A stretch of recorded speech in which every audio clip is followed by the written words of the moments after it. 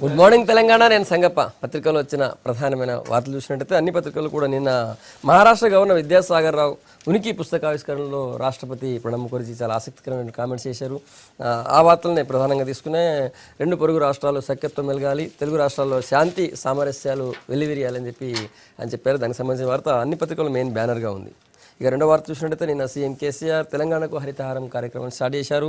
దాని సందర్భంగా మనకు మహాయజ్ఞంలో హరితహారం జరగాలి, దానికి సంబంధించి మొక్కలు ఉంటేనే వర్షాలు వస్తాయి, వర్షాలు లేకపోతే ఎలాంటి పరిస్థితి ఉంటుందని చెప్పారు. దాంతోపాటు చెత్త చెదారం ఉంటే ఎట్లా ఉంటుంది, దోమలు పెరిగితే దోమలు కుడితే ఎట్లా ఉంటుంది, దోమలు ఎవరైనా కుడతాయన్న దాని మీద కూడా చాలా ఆసక్తికరంగా కామెంట్ చేశారు సీఎం కేసీఆర్. దానికి సంబంధించిన వార్త కూడా అన్ని పత్రికలు ప్రధానంగా ఉంది. ఇక మూడో వార్త చూసినట్లయితే సుప్రీంకోర్టులో ఈ తెలంగాణ ఏసీబీ రేవంత్ రెడ్డికి హైకోర్టు ఇచ్చినటువంటి బెయిల్ని రద్దు చేయాలని చెప్పి కోరింది. దాన్ని సుప్రీంకోర్టు నిరాకరించింది. ఆ వార్త కూడా ప్రధానంగా ఉంది. ఈ అంశాలపై చర్చించేందుకు స్టూడియోలో టీఆర్ఎస్ నుంచి డాక్టర్ రాకేష్ కుమార్, టీడీపీ నుంచి ప్రతాప్ రెడ్డి గారు, కాంగ్రెస్ నుంచి కైలాస్ నేత, బీజేపీ నుంచి ఎండల లక్ష్మణ్ గారు మనతో ఉన్నారు. ఎండల గారు, నేను రాష్ట్రపతి గారు చేసినటువంటి కామెంట్ ఎట్లా చూస్తారు? సహజంగా ఇక్కడ ఉన్నటువంటి పరిస్థితులు అనేక అంశాల మీద వాద వివాదాలు ఏవైతే ఉన్నాయో, ఇది కాదు ప్రాంతీయ పార్టీలు రాష్ట్రాల్లో అధికారంలో ఉన్నా మనం భారతదేశంలో భాగము అనేటువంటి సందేశాన్ని వారు అందించడం జరిగింది. అభివృద్ధికి మరి ఈ విధమైనటువంటి వివాదాలు ఉండడం సరికాదు అనేటువంటి అర్థం వచ్చే విధంగా చాలా స్పష్టంగా ఈ విషయంలో చెప్పడం జరిగింది. అంటే ఒక రకంగా మీరు సమీక్షించుకోండి, సఖ్యతను పాటించండి, అభివృద్ధికి మరి కలిసికట్టుగా ముందుకు నడవండి అనేటువంటి సందేశాన్ని రాష్ట్రపతి గారిని ఈ సెక్షన్ 8 తర్వాత ఈ ఇష్యూస్ రెండు రాష్ట్రాల మధ్య జరుగుతున్నటువంటి వాదోపవాదాలు ఈ అంశాలన్నిటిపైన రాష్ట్రపతి నర్మగర్మంగా టచ్ చేశారనుకోవచ్చు. సఖ్యతగా ఉంటే సెక్షన్ 8 అనేటువంటి చర్చనే తెరపైకి వచ్చే అవకాశం లేదు. ఎందుకంటే పరిస్థితులు ఆ రకమైనటువంటి పరిస్థితులు ఉన్నప్పుడు కదా, వాద వివాదాలు ఉన్నప్పుడు కదా, అపోహలు ఉన్నప్పుడు కదా, లేకుంటే ఆ రకమైనటువంటి వివక్ష కనుక ఉన్నప్పుడు కదా సెక్షన్ 8 వచ్చేది అనేటువంటి విషయం స్పష్టం. చూస్తారు అంటే సుదీర్ఘ రాజకీయ అనుభవం ఉన్నటువంటి రాష్ట్రపతి దేశంలో అనేక ప్రభుత్వాలను చూసిండు, అనేక వివిధ ముఖ్యమంత్రులు మారారు, గవర్నర్లు మారారు, రాష్ట్రపతులు మారారు. ఆయన ఏం చెప్తున్నంటే దేశంలో సరే ప్రాంతీయ పార్టీలు బలపడవచ్చు, కొన్ని కొత్త రాష్ట్రాలు ఏర్పడవచ్చు కాక, కానీ ఇవాళ ఒక ప్రాంతానికే పరిమితమై భాగ్యనగరాన్ని దాని యొక్క ప్రపంచంలో తర్వాత దేశంలో అద్భుతమైన నగరంగా ఉన్న దీన్ని ఒక ప్రాంతానికే పరిమితం చేయకండి, దేశంలో అన్ని నగరాలకు తర్వాత దేశంలో కీర్తి ప్రతిష్టను ఇమ్మడించే చేసే విధంగా మీరు ప్రాంతాల వారిగా కొట్టుకోవద్దని ఇరు రాష్ట్రాల ముఖ్యమంత్రికి సూచించింది. ఇక్కడ మనం గమనించాల్సింది ఏంటంటే నిరంతరం హైదరాబాద్ మాదని మీరు చెప్పడం లేదు, మాకు హక్కు ఉందని చెప్పేసి చంద్రబాబు నాయుడు గారు అనడం, దీని వెనక మొత్తం కూడా రాజకీయ ప్రయోజనాలు పక్క పెట్టండి, దీన్ని మరింత ముందుకు తీసుకుపోండి. హైదరాబాద్ అందరిది, ఎందుకంటే ఇక్కడ సిక్కులు ఉన్నారు, మరాఠాలు ఉన్నారు, గుజరాత్ ఉన్నారు, కలకత్తాకు సంబంధించిన ఉన్నారు, ఒరిస్సా ఉన్నారు, దేశంలో అన్ని ప్రాంతాల ప్రజలు ఉన్నారు. అయితే కాంగ్రెస్ పార్టీ ఆ రోజు దేశంలో రాష్ట్రాలు ఇస్తున్న సందర్భంలో ఈ రాష్ట్రాన్ని కూడా మేము ఇస్తామని హామీ చేస్తూ ఇచ్చినాం. అయితే ఆయన సంతకం చేసిండు ఆ రోజు, కానీ ఇందులో ఒక చిన్న లాజిక్ పెట్టాడు. సెక్షన్ 8 ఎప్పుడు వస్తుంది? హైదరాబాద్లో ప్రాంతీయతలకు ఏమైనా ఇబ్బంది కలిగినప్పుడు, అటువంటి పరిస్థితి ఏమన్నా వస్తుందేమో ప్రాంతీయ పార్టీ ఉన్నప్పుడు అని చెప్పేసి జాతీయ పార్టీ ఆలోచన చేసి పెట్టింది. కానీ అటువంటి పరిస్థితులు రాకుండా ఉండాలని రెండు ముఖ్యమంత్రులు చేయాల్సినటువంటి ప్రయత్నాన్ని ఆయన గుర్తుకు చేశాడు. కాబట్టి ఎవరైనా ఏ ప్రాంతంలో అయినా అధికారులు ఉండొచ్చు కాక, కానీ అభివృద్ధిని ముందుకు తీసుకుపోయే విధంగా ఉండాలి. మీరు ఈ ప్రాంతాల వారిగా కొట్టుకోవడం వల్ల హైదరాబాద్కు ఉన్నటువంటి బ్రాండ్ ఇమేజ్, హైదరాబాద్కు ఉన్న కీర్తి ప్రతిష్టలు మంట కలిసిపోతాయి, పెట్టుబడులు ఆగిపోతాయి, అభివృద్ధి ఆగిపోతుంది. ఇప్పుడు తెలంగాణకు వచ్చేటువంటి 80% ఆదాయం హైదరాబాద్ మీద ఉందని ఇక్కడ మాకు సూచించిండు. 9 సంవత్సరాలు ముఖ్యమంత్రికి వెళ్ళినావు, నువ్వు కూడా యాగి చేయొద్దని చెప్పి చంద్రబాబు నాయుడు గారు సూచించారు. నాకున్నటువంటి అభిప్రాయం. ప్రతాప్ రెడ్డి గారు, సుదీర్ఘ రాజకీయ అనుభవం కలిగినటువంటి పెద్ద ఆయన చాలా స్పష్టమైనటువంటి మెసేజ్ ఈ రెండు రాష్ట్రాలకు ఇవ్వడం జరిగింది. ఈ రాష్ట్రాల్లో జరుగుతున్నటువంటి పోట్లాటలు కానీ, ఈ 14 నెలలుగా కిల్లి గజ్జాలు కానీ రెండు రాష్ట్రాలలో డెవలప్మెంట్ మీద కాన్సన్ట్రేషన్ చేసి ఉంటే బాగుండేది. అలా కాకుండా ఇతర పార్టీలను స్టింగ్ ఆపరేషన్లను ఇతర పార్టీ నాయకులను ఏదో బంగారు తెలంగాణ పేరు మీద తీసుకొని ఇబ్బందులు పెడుతున్నటువంటి విషయాన్ని ఆయన అర్థం చేసుకున్నాడు. అర్థం చేసుకునే 2 రాష్ట్రాల ముఖ్యమంత్రికి సీఎంలకి మంచి మెసేజ్ పంపించిండు. అట్ ది సేమ్ టైం హైదరాబాద్కు ఈ ప్రపంచంలోనే గుర్తింపు ఉంది, దేశంలో ఇంపార్టెంట్ సిటీ, ఐటీ కూడా ఇక్కడనే స్టార్ట్ అయింది, మంచి రెవెన్యూ ఉన్నటువంటి సిటీ, మంచి అట్మాస్ఫియర్ ఉన్నటువంటి సిటీ, మంచి ఎడ్యుకేషన్ హబ్గా ఉన్నటువంటి సిటీ అని కూడా స్పష్టంగా చెప్పడం జరిగింది. మరి ఇవన్నీ జరగడానికి గతంలో ఉన్నటువంటి ముఖ్యమంత్రులు చాలా పెద్ద ఎత్తున శ్రమించినప్పుడే ఈ సిటీ ఈ విధంగా తయారైంది. దాన్ని ఇక్కడ ఉన్నటువంటి ప్రస్తుత ప్రభుత్వం కూడా అవగాహన చేసుకొని గత ప్రభుత్వాలు కష్టపడడం వల్లనే ఇవాళ ఈ హైదరాబాద్లో ఇంత రెవెన్యూ వచ్చిందన్నటువంటి ఆలోచన విధానంతో ఈ ప్రభుత్వం ముందుకు పోతే బాగుంటుంది. అట్లా కాకుండా ఈ రాష్ట్రంలో ప్రతిపక్షాలని ఇతర పార్టీలని ముట్టుకోవడం మంచి పద్ధతి కాదు. ప్రజాస్వామ్యాన్ని మన భారతదేశ చరిత్ర కానీ భారతదేశంలో ఉన్నటువంటి ప్రభుత్వం కానీ మనము ప్రజాస్వామ్యం మీద నిలబడ్డాం, అంబేద్కర్ సిద్ధాంతాల మీద నిలబడ్డాం, అంబేద్కర్ ఆలోచన విధానాల మీద నిలబడ్డాం. కాబట్టి వాటికి మన రాజ్యాంగానికి అనుకూలంగా 2 రాష్ట్ర ప్రభుత్వాలు కూడా మెదులుకోవాల్సిన అవసరం కూడా ఉంది. ఇప్పటికైనా 14 నెలలు వృధాగా గడిచిపోయింది. ఇంకా భవిష్యత్తులో కూడా ఇలాంటి కొట్లాటలు ఇలాంటి పంచాయతీలు మానేసుకొని ఇతర పార్టీల నాయకులను పక్కన పెట్టి ఇప్పుడు ఎట్లుందంటే గర్కా ముర్గి దాల్తో బరాబర్ అన్నట్టు తెలుగుదేశం పార్టీ ఎమ్మెల్యేలు కావాలి, కాంగ్రెస్ పార్టీ ఎమ్మెల్యేలు కావాలి, ఇంక ఇతర పార్టీ ఎమ్మెల్యేలు కావాలి, వాళ్ళ పార్టీలో అందరూ మర్చిపోవాలనే పరిస్థితి ఉంది. రాష్ట్రపతి మాట్లాడిన దానికి వేరే పార్టీ ఎమ్మెల్యేలకు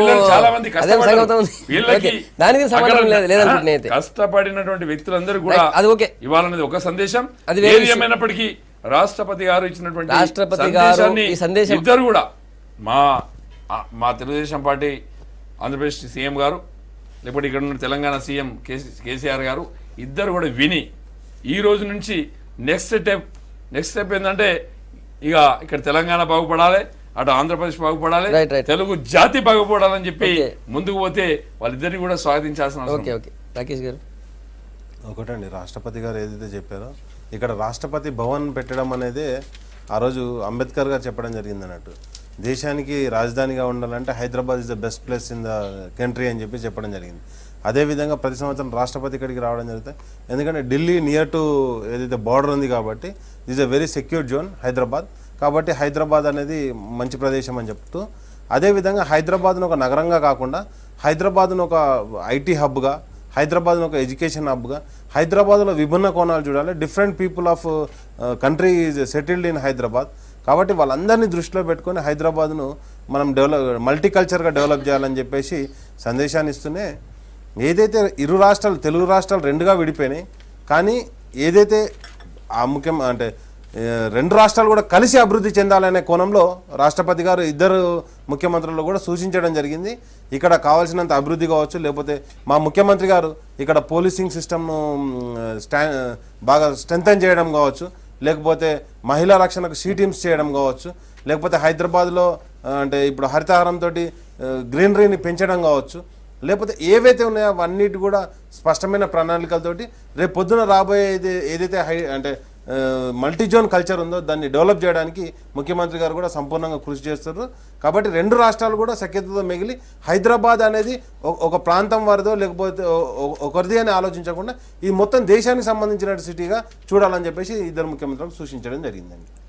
అందులో ఈ ఇష్యూ ప్రధానంగా ఈ ఇంతకుముందు లక్ష్మీనారాయణ గారు అన్నట్టు ఈ సెక్షన్ 8 కావచ్చు, లేకపోతే ఈ వేరే కేసులు ఓటుకు నోటు కేసు కావచ్చు, ఇవన్నీ వచ్చినాయి కదా. ఈ సందర్భంలో మాట్లాడారు కదా, దాంతో ఈ టైంలో ఆయన ఇట్లా ఈ కామెంట్ చేయడం అని చాలా ఎగ్జాక్ట్లీ మీకేం ఇన్డెప్త్ మీనింగ్ ఏం కనిపిస్తలేదు అందులో? లేదు, షూర్గా ఉంది సార్. నేను అనేది ఏంటంటే సెక్షన్ 8 పెట్టేటప్పుడు అదైతే ఆ రోజు ఏదైతే విభజన చట్టాన్ని రూపొందించేటప్పుడు సెక్షన్ 8లో స్పష్టంగా చెప్పడం జరిగింది.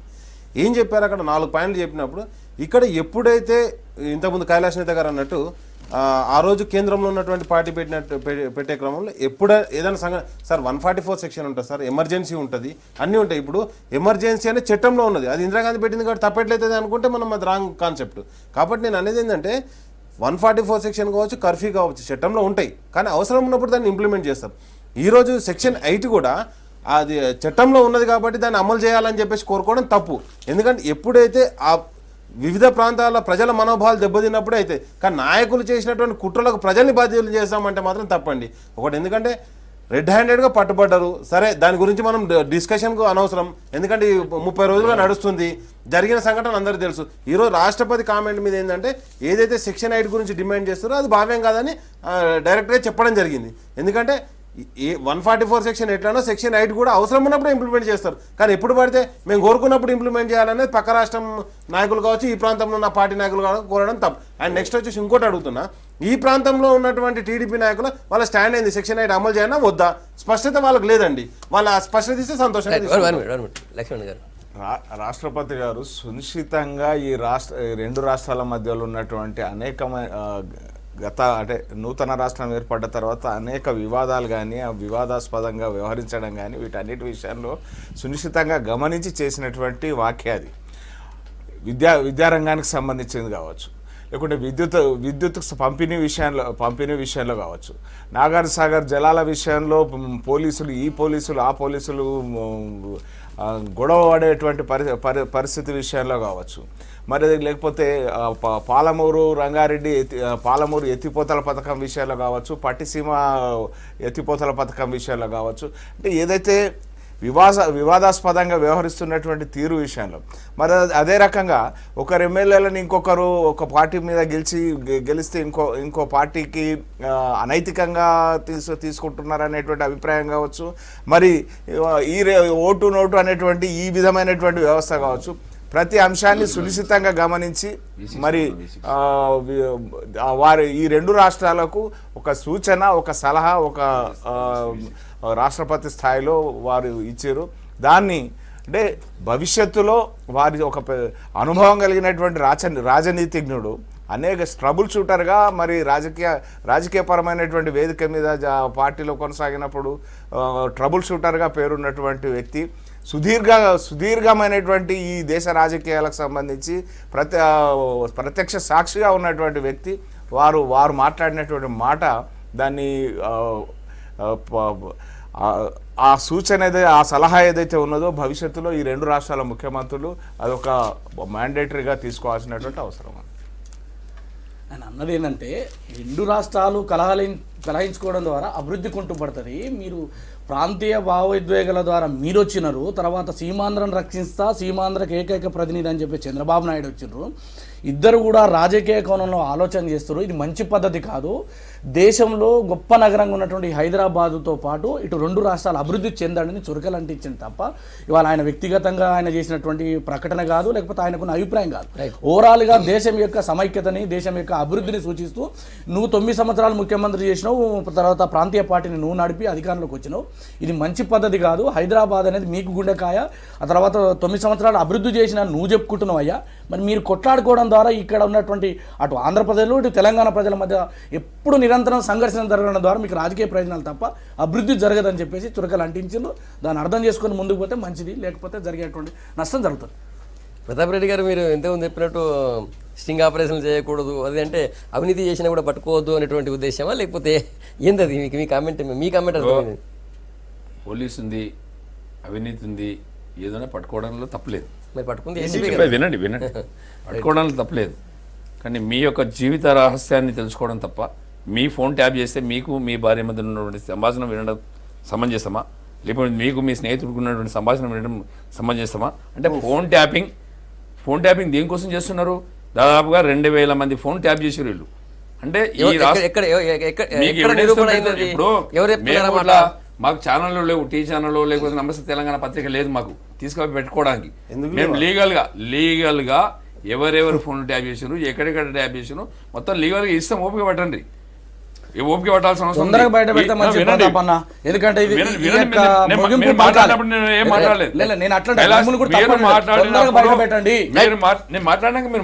ఎందుకంటే ఫోన్ ట్యాపింగ్ పక్కా జరిగింది, చట్టబద్ధంగా మేము ప్రవేశపెడతాం. ఫస్ట్ థింగ్, ఆ ఫోన్ ట్యాపింగ్లో కూడా ఎవరి ఫోన్ ట్యాపింగ్ చేయాలా, స్టింగ్ ఆపరేషన్ చేయాలా, ఇతర పార్టీ నాయకులు బ్లాక్మెయిల్ చేసి కండోలు వేసుకోవాలా.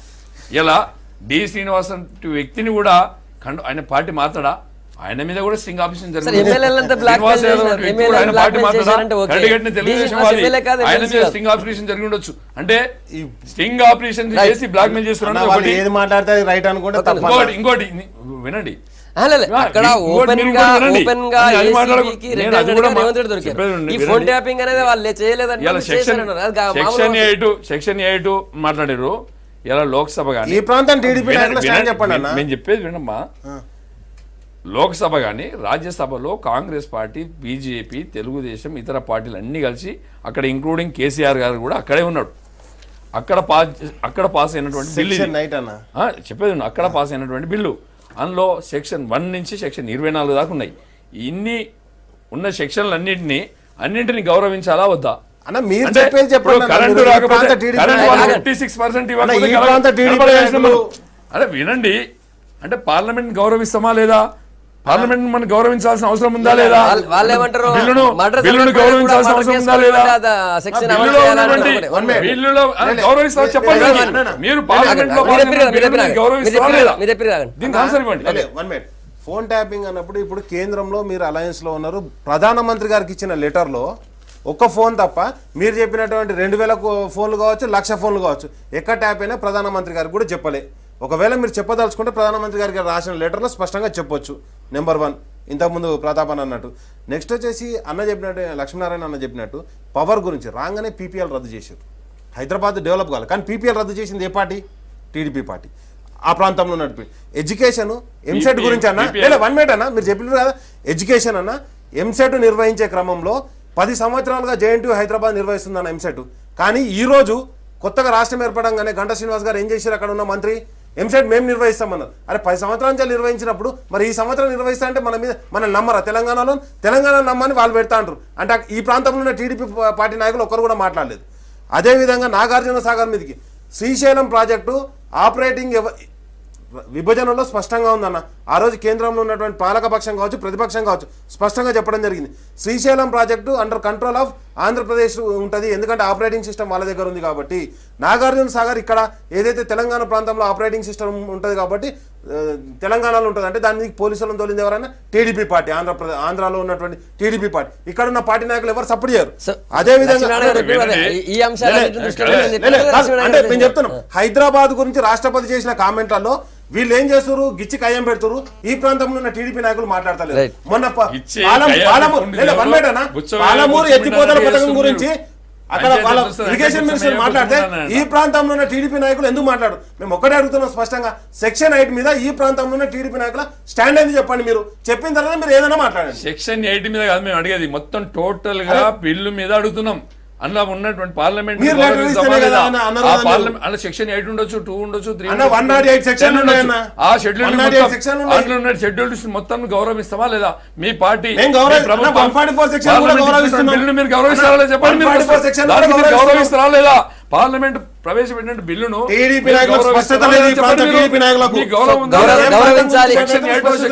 పట్టుకొని మాట్లాడడం కాదు ఇక్కడ.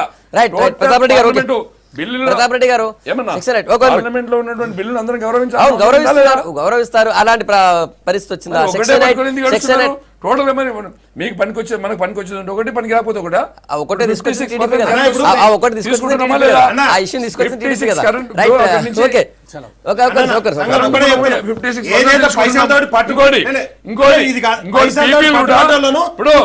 మీ ఫోన్ ట్యాప్ చూపెట్టారు, పట్టుబట్టాలను మీడియా ముందు వచ్చింది. మీరు ఫోన్ ట్యాప్లు అంటారు, ఫోన్ ట్యాప్లు కూడా బయట పెట్టారు. బయట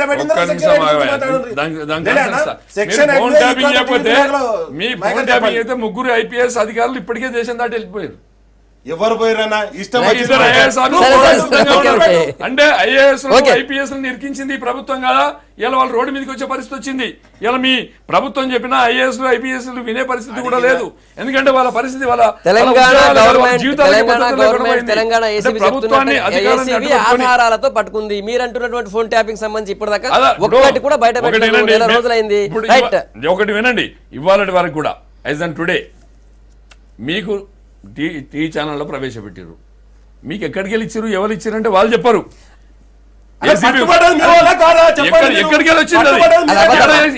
అది ఎట్లా- ఎట్లా- ఎవరు అబద్ధమా? చెప్పండి. అది అబద్ధమా? నీకు ఎవరు ఇచ్చిండ్రు? నీకు ఎవరు ఇచ్చిండ్రు? ఆగండి, విషయాలు కాదు, ఏసీబీ చేయాలంటది? కాదు. ACB One చేయాలంటది? minute. మీ ఛానల్ ఎట్లా ప్రచారం అయింది? మీకు ఎవరు ఇచ్చిండ్రు? అంటే చట్ట విరుద్ధంగా అది ఎవరు నిజమా? ఇచ్చిండ్రు? కాదా? కేసు కావాలా? ఎవరు ఇచ్చిండ్రు చెప్పండి. స్టింగ్ ఆపరేషన్ డబ్బులు పెట్టింది టీఆర్ఎస్. మనం రాష్ట్రపతి డబ్బులు గురించి పెట్టి పట్టించి మాట్లాడుతున్నాం. స్టింగ్ ఆపరేషన్ చేసి రాష్ట్రపతి రేవంత్ విషయాలు రెడ్డిని మాట్లాడితే కావాలని రాష్ట్రపతి ఇరికిచ్చి గురించి మాట్లాడుతున్నాం. ప్లాన్ చేసి ఒక ఇవన్నీ అంటే waste పోలీసు అండి. వాళ్ళని అడ్డు పెట్టుకొని చట్టాన్ని అడ్డు ఇది పెట్టుకొని నడుస్తుంది. చేతుల్లో తీసుకుపోయి ఓకే, రేవంత్ రెడ్డి ఓకే, అడ్డగోలుగా ఇరికించినటువంటి పరిస్థితి ఈ ప్రభుత్వాన్ని ప్రభుత్వాలు అందుకే బయట హైదరాబాద్ లో ఢిల్లీలో భద్రత గిల్లికలు లేకుండా పోయింది కాబట్టి అభివృద్ధి వాళ్ళు లేకుండా. అడుగుతున్నారు. రాకేష్ గారు, రేవంత్ రెడ్డికి హైకోర్టు బెయిల్ ఇచ్చిందని తప్పడుతూ ఏసీబీ సుప్రీంకోర్టు ఆశ్రయించింది. సుప్రీంకోర్టులో ఆయన బెయిల్ రద్దు చేయాలి హైకోర్టులో ఇచ్చిందని చెప్పి వేసినటువంటి దాఖలు చేసినటువంటి పిటిషన్ రద్దు చేసింది. సో నెక్స్ట్ ఏం చేసే అవకాశం ఉంటుంది గవర్నమెంట్ కానీ లేకపోతే ఏసీబీ కానీ? ఒకటండి, ఏదైతే హైకోర్టు ఇచ్చినటువంటి బెయిల్ను గౌరవిస్తూనే సుప్రీంకోర్టులో దీన్ని రద్దు చేయండి అని చెప్పేసి రిక్వెస్ట్ చేయడం. జనరల్గా మీరు కర్ణాటక, ఇప్పుడు తమిళనాడు ముఖ్యమంత్రి గారిది కర్ణాటక హైకోర్టు తీర్పు ఇచ్చిన తర్వాత సుప్రీంకోర్టు కూడా మేము వెళ్తామని చెప్పేసి అక్కడ ఉన్నటువంటి ప్రభుత్వం సుప్రీంకోర్టుకు పోవడం జరుగుతుంది. అదేవిధంగా ఏదైతే బెయిల్ ఇచ్చారో ఆ బెయిల్ను రద్దు చేయండి అని కోరినప్పుడు సుప్రీంకోర్టు స్పష్టంగా చెప్పడం జరిగింది. ఒకవేళ బెయిల్లో పెట్టినటువంటి టర్మ్స్ అండ్ కండిషన్స్ ఫెయిల్ అయినప్పుడు తప్పకుండా మేము అది అక్కడ ఉన్నటువంటి హైకోర్టు దాన్ని సమీక్షిస్తుందని చెప్పడం జరిగింది. అది కోర్టులో ఉంది కాబట్టి దాని గురించి మనం పెద్దగా ఆర్గ్యూ చేయలేము. నెక్స్ట్ వచ్చేసి ఏంటంటే, ఏదైతే ఫోరెన్సిక్ ల్యాబ్ రిపోర్ట్స్ వస్తున్నాయో ఆ రిపోర్ట్లో ఎవరెవరి వాయిస్లు ఫోన్లలో, అంటే అది యాక్చువల్గా ఫోన్ ట్యాపింగ్ కాదు, అది ఫోన్ రికార్డింగ్.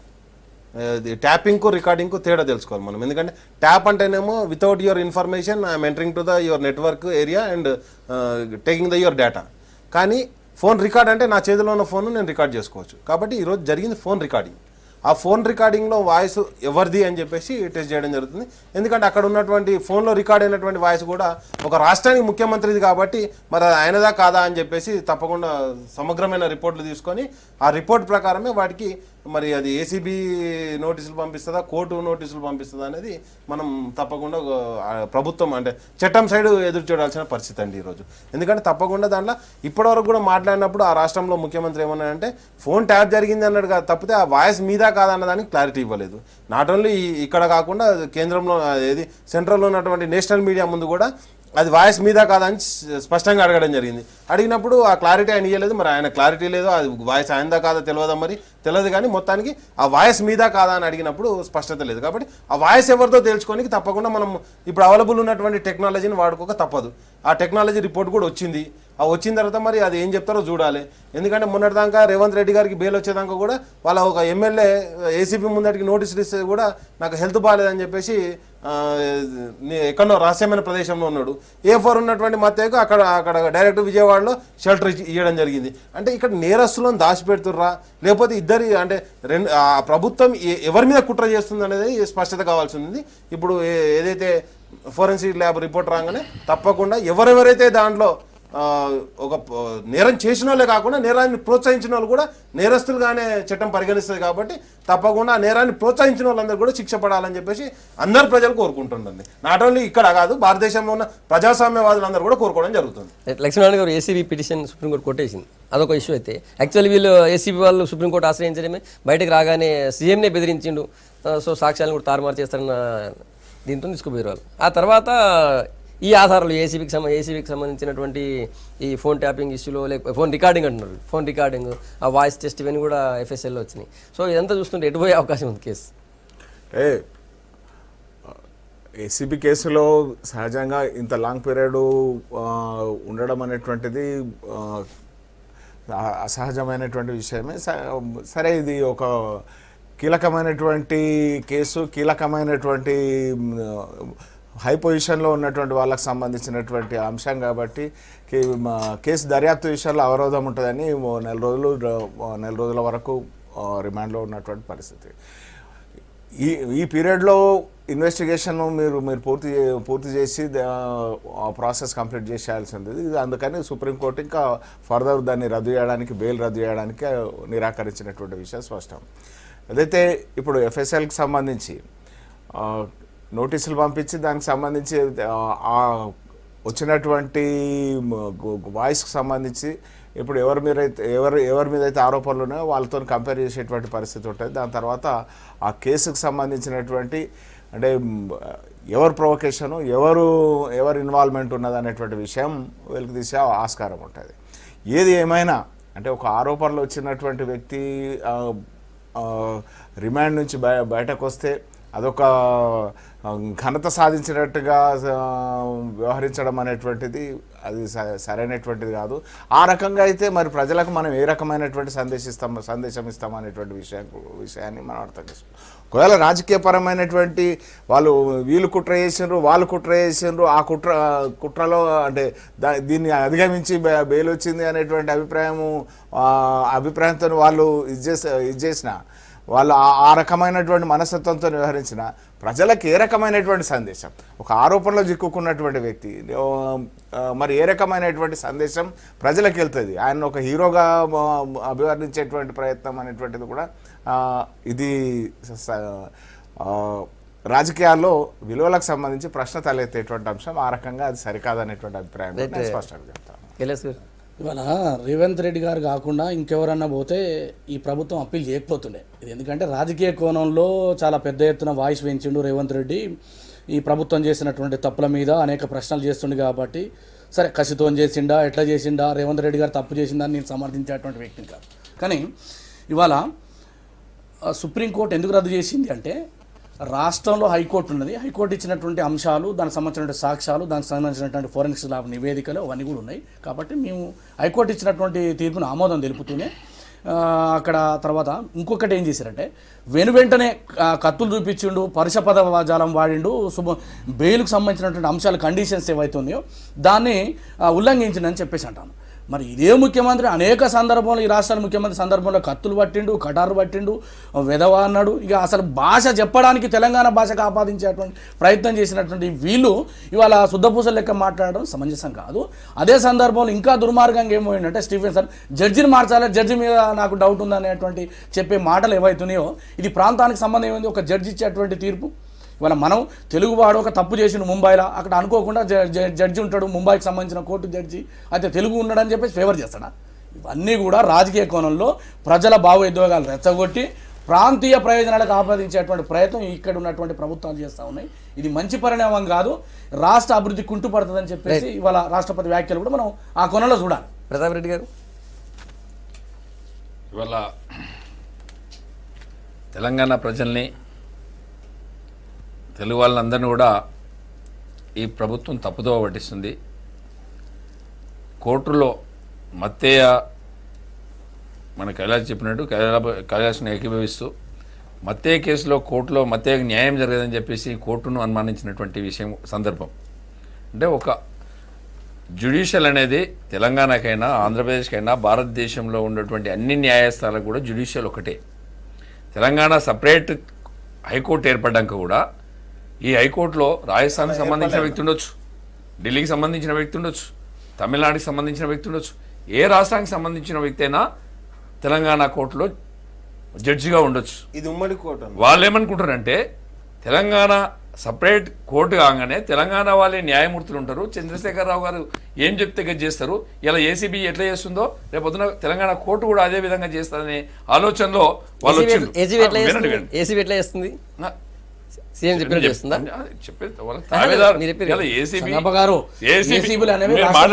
పరిధిలో ఉంటాయి రెండు ప్రభుత్వాలు. కానీ సిబిఐ ఎంక్వైరీ చేస్తే బయటపడుతుంది కదా. ఏసీబీ అనేది అండర్ కంట్రోల్ సీఎం గారు ఏం చెప్తే చేసే పరిస్థితి వచ్చింది, ఏం చెప్పితే అది చేసే. దీనిలో రేవంత్ రెడ్డిని ఎందుకు టార్గెట్ చేసిందంటే ఈ గవర్నమెంట్ అవుతూనే రామేశ్వరరావు భూములు ఇస్తే దాన్ని అడ్డుకున్నాడు,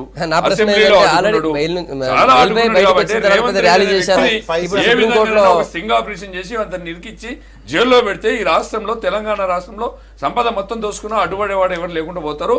మరి అందుకే రేవంత్ రెడ్డి అనే వ్యక్తిని ఏ విధంగా మాట్లాడినారు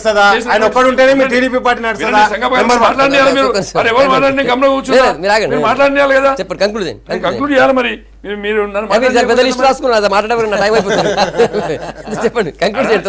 ఏదైనా కానీ ఏసీబీ కానీ లేకపోతే కోర్టు కానీ చట్టం గౌరవం మర్యాద ఉండాలనేది ఒకటి. రేవంత్ రెడ్డి గారి కక్ష కట్టి ఈ ప్రభుత్వం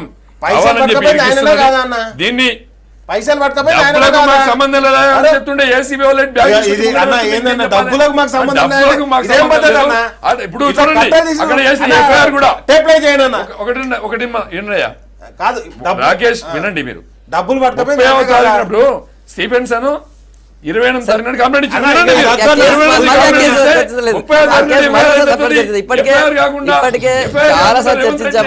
మళ్ళీ ఒకటి. FIR కాకుండా FIR కాకుండానే ఒక చెప్తున్నా. మీరు అవును. కైలాష్ ఆయన చెప్తున్నా మీరు. 1 minute అన్న. కైలాష్ నేత చెప్పింది ఏంటంటే బెంచ్ FIR కాకుండా- బెంచ్ మార్చడం అనే దాని గురించి కైలాష్ నేత గారు కామెంట్ చేశారు.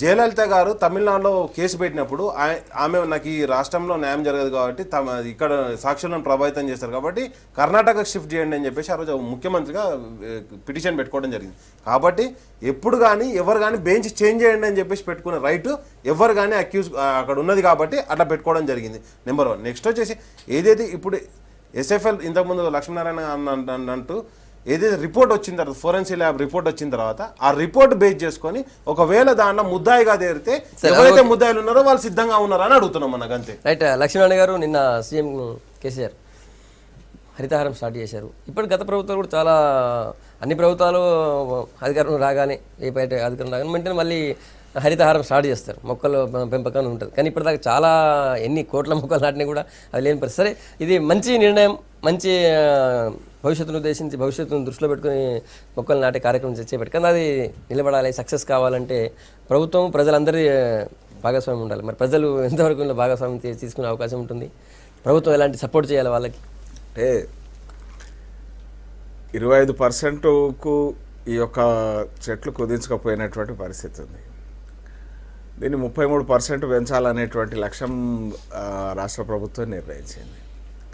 దానికి సంబంధించి అంటే ఉన్నటువంటి సమయంలో 4 ఏళ్ల కాలంలో 230 కోట్ల చెట్లు, ఈ సంవత్సరం 40 కోట్ల చెట్లు, నియోజకవర్గంకు 40 లక్షల చొప్పున అనేటువంటిది ఏదైతే ఉన్నదో ఈ లెక్కన అంటే ఒక నియోజకవర్గంలో 100 గ్రామాలు ఉంటే 40,000 చెట్లు నాటాల్సినటువంటి పరిస్థితి ఉంటుంది. నియోజకవర్గంలో గ్రామంలో ఉండేటువంటి జనాభా సగటున 1000 నుంచి 1500 జనాభా ఉంటుంది. అంటే ప్రతి ఒక్కరు దరిదాపు ఒక 40 చెట్లు నాటాల్సినటువంటి బాధ్యత ఉంటుంది. ఇది ఒక బృహత్తరమైనటువంటి కార్యక్రమం. ఇది తీసుకున్న కార్యక్రమం మంచిది, పెట్టుకున్న లక్ష్యం మంచిది. లక్ష్యం ఆచరణ ఎంతవరకు జరుగుతుంది అనేటువంటి విషయంలో మరి ప్రభుత్వం పూర్తి స్థాయిలో దీని మీద వ్యవహరించాల్సినటువంటి అవసరం ఉంటుంది. గతంలో అంటే మహారాష్ట్రలో అంటే 5 సంవత్సరాల్లో 500 కోట్ల చెట్లు నాటాలని 2012లో అట్లా ప్రభుత్వం నిర్ణయం తీసుకుంది. 100 కోట్లు ఒక సంవత్సరంలో నాటాల. ఆ ప్రభుత్వం చేరుకున్న లక్ష్యం ఏంటంటే 16 కోట్లు. 100 కోట్లు లక్ష్యం పెట్టుకున్నటువంటి దాంట్లో 16 కోట్లే చేరుకున్నాయి. ఇవాళ ఈ నాటాల్సినటువంటి మొక్కలకు అంటే దగ్గర 3900 నర్సరీలలో ఇవాళ ఈ చెట్లు మొక్కలను పెంపకం అనేటువంటి జరుగుతుంది. మరి 40 కోట్లు ఇదైతుందా అని 40 కోట్ల మొక్కలు సప్లై చేసేటువంటి పరిస్థితి ఉందా అంటే వాస్తవాలను గమనిస్తే ఆ 40 కోట్ల మొక్కలు సప్లై చేసేటువంటి పరిస్థితులు లేదు. సంగారెడ్డి దగ్గర ఉన్నటువంటి నర్సరీలో దాంట్లో అనేకమైనటువంటి మొక్కలు ఎండకు డ్యామేజ్ అయ్యి అనుకున్నటువంటి లక్ష్యం చేరలేక అనేక కోట్లు కొంత తగ్గినటువంటి పరిస్థితే ఉంది. మరి ఇటువంటి పరిస్థితుల్లో ఈ యొక్క లక్ష్యాన్ని సాధించడం కోసం అంటే ఏం చేయాలి? గవర్నమెంట్కి ఏం సూచన చేస్తారు? ప్రభుత్వం ఏదైతే ఉన్నదో అంటే దీన్ని చిత్తశుద్ధితోని ప్రజల భాగస్వామ్యంతో అంటే ఇది ఒక భాగస్వామ్యం అనేటువంటిది అన్ని ఆ గ్రామంలో ఉన్నటువంటి ప్రజలందరినీ ఇన్వాల్వ్ బాగా స్ట్రెస్ చేసి చెప్పారు. ప్రజల భాగస్వామ్యం లేకపోతే ఏది కూడా సక్సెస్ ముందు ఇది ముఖ్యంగా ఈ స్కీమ్ సక్సెస్ కాదు కాబట్టి అందరూ భాగస్వామ్యం కావాలని చెప్పారు ఆయన.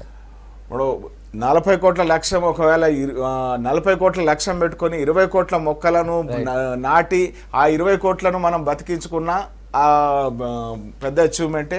ఆ రకమైనటువంటి దిశలో ఆ చిత్తశుద్ధితో మరి ఏదో ముందుకు పోవాలంటారు. హరిత మహోత్సవాలకే పరిమితం కాకుండా దాని మీద ప్రత్యేకమైనటువంటి దృష్టి, ఆ కార్యక్రమం సంపూర్ణంగా అమలు అయ్యేటువంటి పరిస్థితి ఓకే. కొనసాగాలి. కైలాస్ గారు. మంచి కార్యక్రమం. ఎందుకంటే ఇప్పటికే అడవుల విస్తీర్ణం తగ్గడం వల్ల రాష్ట్రాల్లో వర్షాభావ పరిస్థితులు ఉన్నాయి, కరువులు ఉన్నాయి, దారిద్ర్యం ఉంది, కరువులు, వలసలు ఇవన్నీ. సరే, ఓవరాల్గా కొత్త రాష్ట్రం వచ్చింది కాబట్టి ఒక కార్యక్రమం చేయాలని ముఖ్యమంత్రి గారు నిర్ణయించుకుని వెల్కమ్ ఇట్. అదే ఆ సందర్భంలో కేవలం ఫోటోలు దిగి తర్వాత గులాబీ కండువలు కప్పుకొని ముఖ్యమంత్రి గారు రాగానే హడావిడి చేసి ఆ తర్వాత మళ్ళీ మూలకు పడేసేటువంటి సందర్భాలు మనం చూసాం. గతంలో జన్మభూమి కార్యక్రమం జరిగింది. మనం అదేం చెడ్డ కార్యక్రమం కాదు, కానీ ప్రజల్లో చిత్తశుద్ధి, తర్వాత ప్రభుత్వ అధికారుల్లో చిత్తశుద్ధి, ఈ పార్టీకి చిత్తశుద్ధి, ప్రజల భాగస్వామ్యం పెంచే విధంగా, స్వచ్ఛంద సంస్థల యొక్క భాగస్వామ్యం పెంచే విధంగా అన్ని కార్యక్రమాలు తీసుకుంటే సక్సెస్ అవుతాయి. అంతేగాని ఉట్టిగానే ముఖ్యమంత్రి గారు రాగానే ఫ్లెక్సీలు కట్టి జై జై అని కొట్టేసిపోతే ఆ యొక్క పథకం యొక్క ప్రయోజనాలు మనకు ఫలితాలు రావు. అయితే మొక్కలు పెట్టినప్పుడు అయితే దీంతో పాటు ఒక చట్టంలో కూడా కొన్ని మార్పులు తీసుకురావాల్సినటువంటి అవసరం ఉంది. ఒక కొత్త బిల్డింగ్ పర్మిషన్ ఇచ్చినప్పుడు దీంట్లో 50 మొక్కలు ఇడితేనే కంపల్సరీ మేము ఇస్తాం అనేటువంటి చట్టం. గ్రామాల్లో మీకు లోన్లు కానీ పెన్షన్లు కానీ లేకపోతే ఇటువంటివన్నీ ఇస్తే కూడా ఖచ్చితంగా మీరు మొక్కలు పెంచండి అని చెప్పేసి ప్రభుత్వం చట్టం చేస్తే తప్పేం కాదు. కానీ ఇవాళ ప్రజలని భాగస్వామ్యంతో పాటు స్వచ్ఛంద సంస్థలు, రాజకీయ పార్టీలకు ఇన్వాల్వ్ చేయండి. రాజకీయాలు వేరు, ఎన్నికలు వేరు, కానీ మనం అభివృద్ధి చేసుకునేటువంటి తెలంగాణలో అందరూ భాగస్వామ్యం ఉండాలి. కేవలం ముఖ్యమంత్రి గారు వచ్చినప్పుడు టీఆర్ఎస్ కార్యకర్తలు, టీఆర్ఎస్ ఎమ్మెల్యేలు ఫ్లెక్సీలు పెట్టుకుని దీనివల్ల ప్రయోజనం ఉండదు. అందరినీ భాగస్వామ్యం చేయండి, అందరిని తీసుకపోతే ఖచ్చితంగా సక్సెస్ అయ్యింది. ప్రతాప్ రెడ్డి గారు.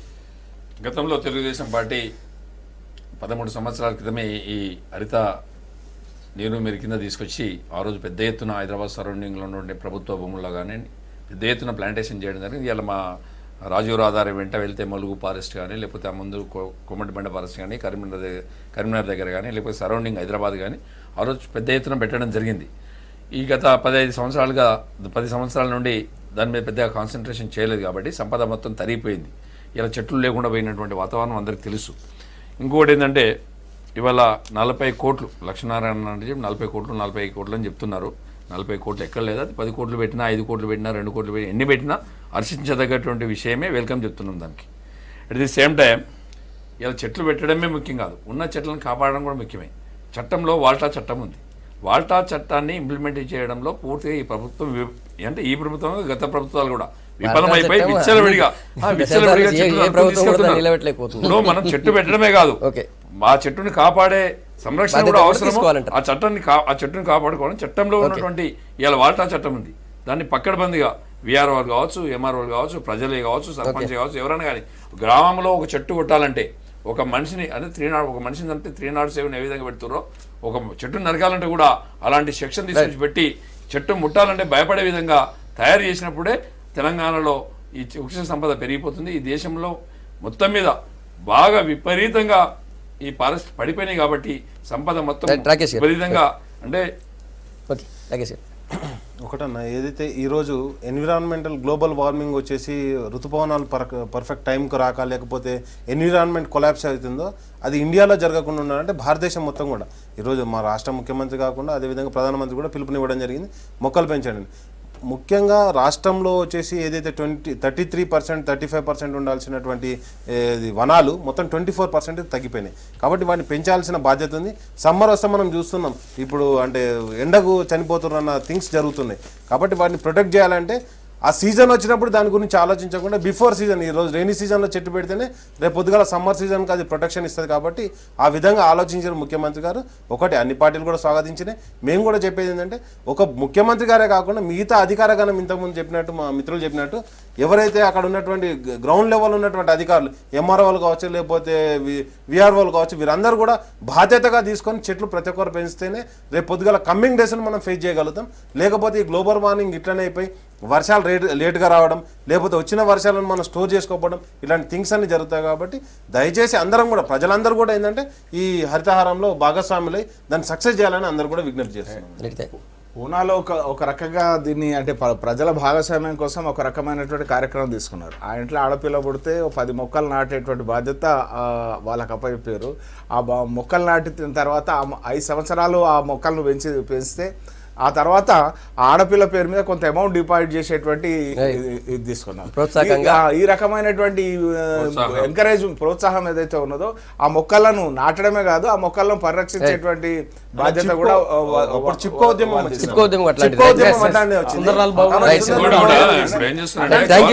హిమాలయాలలో చాలా మట్టి కొట్టుకొని పోవడం వల్ల కూడా చెట్లు నాటుతామని చెప్తే ప్రజలంతా రోడ్డు మీదకి వచ్చి ధర్నాలు చేస్తున్నారు.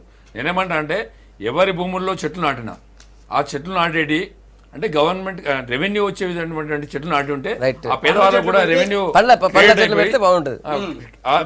Thank you Pratap Reddy garu, Rakesh garu, Kailas Neta garu, Lakshminarayana garu. Good morning Telangana. మీ అప్లై చెప్పినందుకు రేపు మార్నింగ్ మళ్ళీ ఇదే టైం కలుద్దాం. Stay tune.